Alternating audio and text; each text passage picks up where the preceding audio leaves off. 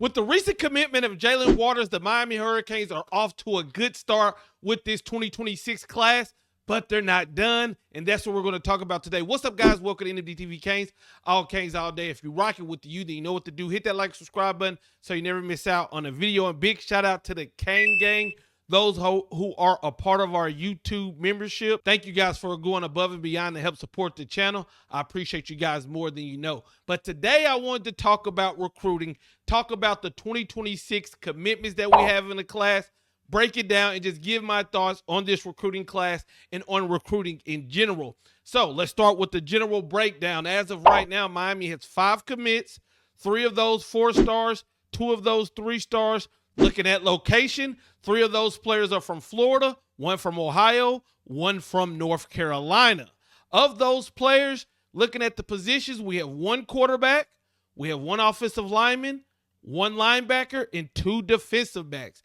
And when you look at all the breakdown and you look at 247, Miami has the 21st overall ranked class at the time of me recording this video. And of course, we're at 21 right now, but we won't stay there forever. But looking at the 5 commits that we do got, I do want to give my opinion. And you got to start off by talking about 4-star linebacker Jordan Campbell. Yes, I said linebacker, but I don't look at him like that. I look at this man as a beast on the field, a straight up football player, a player that can do it all. And listen, Miami will have to do everything they can, because although he's been committed for a minute now, we're fighting off this team. We're fighting off that team. Got to keep these other teams away and get Jordan Campbell in this class. Camden Portis, son of Clinton Portis.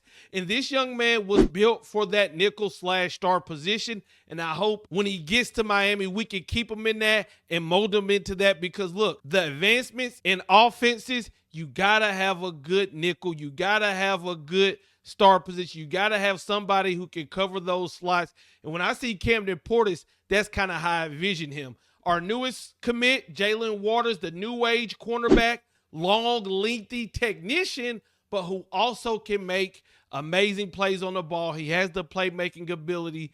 Came after Miami was able to get Will Harris. I believe he played a big part in getting Jalen Waters, okay? Darian Coleman, the quarterback of this class, the underrated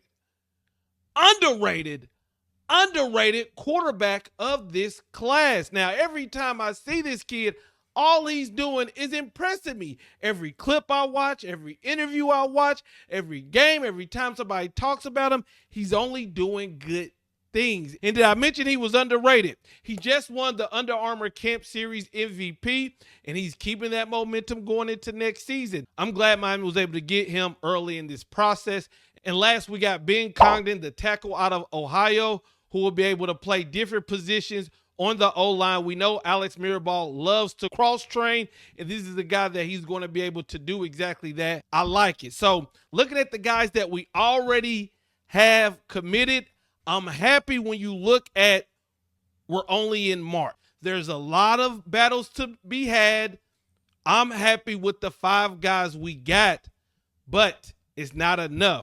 I'm happy that we got Coleman. I'm happy that our quarterback in this class is already solidified, because that means Coleman can let other players on the offensive side of the ball say, hey, come join us, because I am the leader of this class.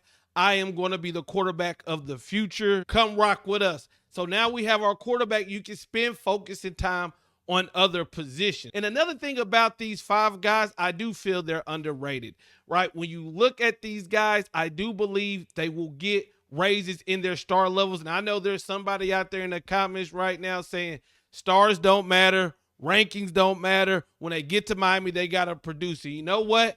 You're absolutely right.